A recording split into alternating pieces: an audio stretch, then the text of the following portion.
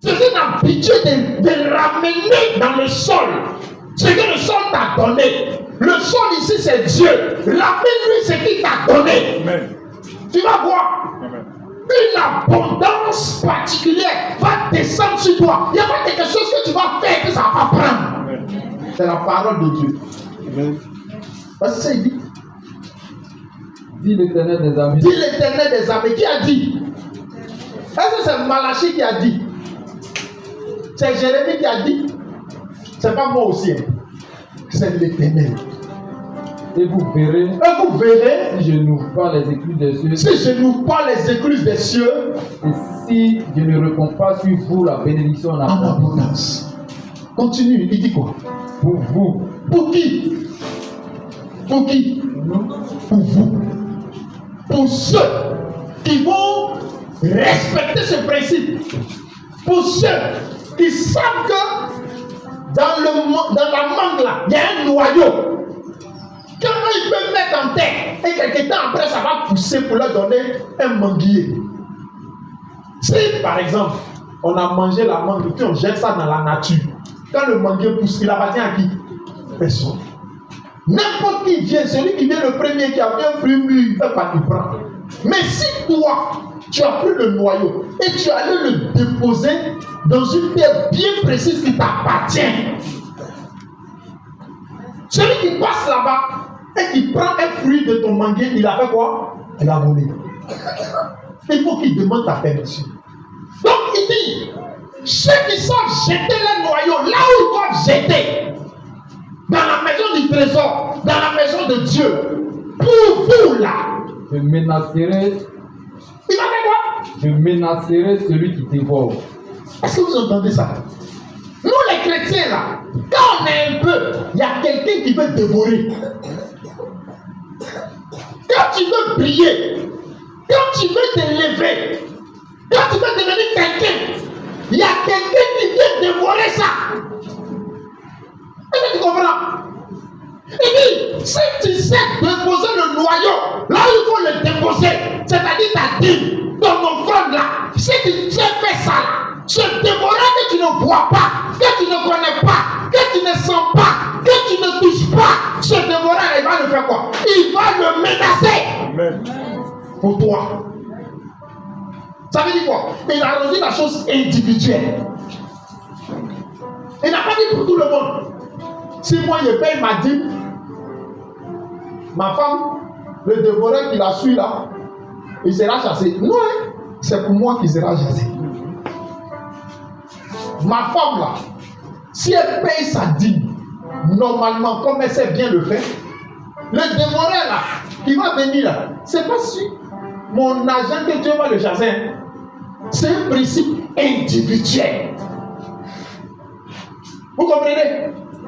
Ce principe-là, il peut être bénéfique pour les enfants parce qu'ils n'ont pas encore de décision. Vous comprenez? Donc, ce que je fais, ce que je sème là, je peux moissonner pour mes enfants. Mais à partir du moment où les enfants grandissent, il faut que eux aussi, au village, on fait quoi? Hein? Quand on va au champ là, on fait quoi aux enfants? On va avec eux. Quand on plante là, ils regardent. Et à partir de là, on fait quoi? On les apprend à planter. Quand les enfants là voient vivre les parents, ils savent que noyau là, quand on mange jusqu'à noyau là, ma maman là, elle garde ça. Elle ne mange pas. Quand on fait igname là, elle coupe igname là, quand il y a une partie de igname là, elle enlève. On n'épluche pas ça, on ne met pas ça dans ma mie, elle met ça à côté. L'enfant enregistre ça. Tu es en train de faire quoi? Lui apprendre. C'est pourquoi, en tant que chrétien, tu dois aussi apprendre à ton enfant les principes de la prospérité financière. Quand l'enfant te regarde, quand l'enfant te voit agir, il dit, ma maman là, quand elle va au marché, quand elle finit de vendre, il y a quelque chose, l'argent là, il y a une partie là, elle compte jusqu'à, elle fait comme ça. Elle compte jusqu'à, elle fait comme ça. Et puis elle dit que ça là, c'est digne. Pour vous, il ferait quoi? Je vais menacer celui qui dévore.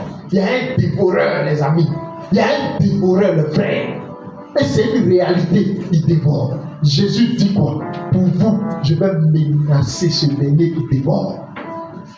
Et il ne fera pas quoi? Il ne vous détruira pas les fruits de la terre. Il ne va pas vous détruire les fruits de la terre.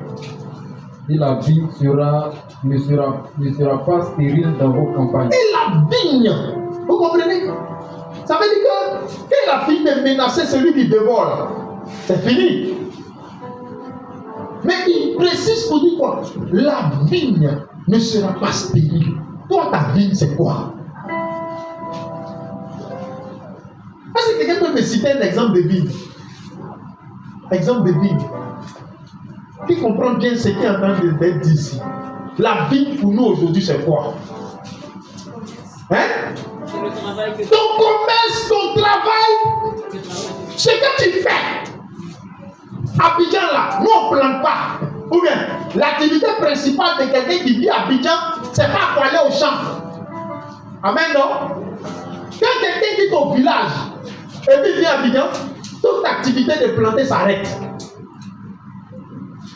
Tu vas te reconvertir en commerçant, soit des téléphones portables, des vendeuses d'aubergines. C'est que si tu as fait quelque chose. Et souvent même là, c'est devant la porte qu'on commence. Bravo. Tu dis, mais attends, ici là même là, les femmes là, vous voyez aubergines, elles vont au fond là-bas. Hein?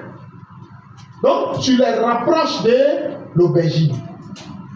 Donc, quand il dit ta vigne ne sera pas stérile là, ça veut dire quoi? Ton aubergine que tu vas envoyer au quartier pour vendre là, ça ne va pas rester pour pourrir. C'est ça qu'on appelle, ça ne sera pas stérile. C'est-à-dire qu'ils vont venir payer, ça va produire, ça va donner. Amen. Donc si tu veux voir la main de Dieu, tu veux voir la gloire de Dieu, à partir d'aujourd'hui, il ne faut pas faire quoi? Il ne faut pas manger le noyau. Le noyau, on a dit, c'est quoi? La dîme et l'offrande. La dîme, c'est quoi? C'est la 10e partie de ce que Dieu te donne de gagner. Chers chrétiens, c'est ça le secret de notre prospérité. Nous, on ne va plus sacrifier quelque chose. On ne va pas sacrifier un homme, on ne va pas sacrifier une femme, on ne va pas faire quelque chose d'autre. C'est ce principe-là de la vie chrétienne-là. C'est ça qu'on respecte. Dans la maison du Seigneur, j'apporte mon offrande, j'apporte ma dîme. Et ça là, c'est mon noyau, je suis en train de mettre en terre comme ça. Dieu dit quoi? Mets-moi de la sorte à l'épreuve. Tu vas voir mon enfant. Les grâces vont venir de partout. Tu ne comprends pas? Mais c'est chez toi que tous ceux qui prennent marchandises en gros là, c'est chez toi qu'ils viennent déposer. Il dit, ah ma chérie, il n'y a pas l'argent aujourd'hui. Il dit, ma soeur, ce n'est pas un problème, il faut vendre. Si tu finis de vendre, envoie ma part. Est-ce que tu comprends ça? Alors que pour que tu aies la marchandise, même quand tu t'as pas dit demander pardon, tu lui donnes une partie de l'argent et puis tu dis non, le reste, l'argent, il dit non, je te donne en fonction de ce que tu as envoyé. Mais quand la grâce de Dieu est là, quand la faveur de Dieu est là, lui-même là, il se déplace. Normalement, habituellement, qu'est-ce que tu fais? C'est toi qui te vas chercher la marchandise. Tu payes taxi, tu souffres, et puis tu viens ça, tu payes des là, il va transporter tout ce. Quand tu as fini de faire tout ça, si la marchandise était 15 000, tu as dépensé combien? 20 000. Mais lui-même là, il te paye tout ce tralala là. Pourquoi? Parce que la grâce de Dieu est sur toi. Parce que la faveur de Dieu est sur toi. Parce que rien autour de toi, ni en toi, ne doit être stérile. Tu vas voir que lui-même, il fait tout ce travail-là. Et puis il t'envoie. Et puis quand il finit de t'envoyer, il dit quoi? Ma soeur, il faut vendre. Quand tu as fini de vendre, ce qui est pour moi, là, dans moi, c'est extraordinaire. Seul Dieu peut faire ça. Si tu respectes le principe du noyau. Noyau là, lui il a mis ça dedans. Tu es responsable de ça. Ce que tu veux en faire, il faut faire. Mais sache que si tu as mangé, non seulement ça sera mais tu n'auras plus rien demain pour manger. Si tu veux continuer à manger et que ta maison ne va pas manquer de nourriture, et que tu vas devenir quelqu'un qui va donner aux autres. Parce que quand tu es béni, qu'est-ce que tu deviens? Tu deviens une source de bénédiction. C'est ce qu'il a expliqué. Quand quelqu'un commence à te voir, tu manges, tu t'habilles, tu fais, il va s'approcher pour lui dire, ton habit qui a apporté là, si tu as fini d'homme, tu deviens une source de bénédiction. Mais si tu ne respectes pas ce principe de noyau là, non seulement ce qui est dans ta main va finir, mais en retour tu vas devenir quoi? Quelqu'un qui s'en va demander. Non, c'est-à-dire que est-ce que tu ne peux pas permettre que bon matin là, la journée là, ça s'est levé, on ne sait pas comment ça va se bouger. Ah! Alléluia. Que Dieu te bénisse. Que Dieu te donne de comprendre ces principes importants qui sont les principes et les secrets que Dieu donne à ses enfants pour qu'ils restent et demeurent prospères. Alléluia. Alléluia. Que Dieu te donne la prospérité au nom de Jésus-Christ. Que Dieu te donne la prospérité. Que Dieu te donne la grâce. Lève-toi et dis avec moi, je suis prospère au nom de Jésus-Christ. Oh, je suis prospère au nom de Jésus. Lève la main vers le ciel et dis, je suis prospère au nom de Jésus. L'argent ne manque pas dans ma main. La grâce ne manque pas dans ma main. La faveur ne manque pas dans ma main. La prospérité est pour moi. La prospérité est pour ma maison. La prospérité est pour mes affaires. La grâce de Dieu est dans ma maison. Au nom de Jésus-Christ de Nazareth. Est-ce que tu peux dire Amen? Est-ce que tu peux dire Amen? Est-ce que tu peux dire Amen? Est-ce que tu peux dire Amen? Alléluia. Tu vas lever la voix et on va prier le Seigneur. Tu vas dire au Seigneur, Père, j'ai entendu toutes ces vérités bibliques. La pratique est très importante. Donne-moi de pratiquer et donne-moi de comprendre le principe du noyau, de sorte à ce que l'ennemi ne vienne pas disperser mes finances, qu'il ne vienne pas disperser mes biens, qu'il ne vienne pas disperser mes grâces au nom de Jésus. Et là, nous allons prier le Seigneur. Prions le Seigneur au nom puissant de Jésus. Père, au nom de Jésus. Oh, prions le Seigneur au nom de Jésus. Que Dieu te donne la grâce d'honorer ce principe, le principe du royaume. Oh, bien aimé, moi-même, je suis le premier concerné. Je dois respecter le principe du royaume. Père, aide-moi à respecter le principe du royaume pour que ta grâce soit sur ma vie, pour que ta grâce financière, la prospérité à tous égards soit sur ma vie. Au nom de Jésus, soit sur mon ministère. Au nom de Jésus, un ministère glorieux, un ministère béni, un ministère béni. Seigneur, merci. Seigneur, merci. Seigneur, merci. Prie le Seigneur, prie. Prie, bien-aimé. Que le Seigneur t'aide à honorer ce principe. Qu'il t'aide à honorer ce principe. Qu'il t'aide. Qu'il t'aide. Qu'il t'aide. Qu'il t'aide. Au nom de Jésus.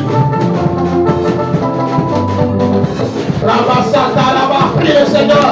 Que le Seigneur vienne à ton secours. Que le Seigneur vienne à ton aide. Que le Seigneur t'aide à comprendre et à pratiquer ces réalités au nom de Jésus. Oh Seigneur, merci. Nous allons prier. Lève la main droite vers le ciel et déclare.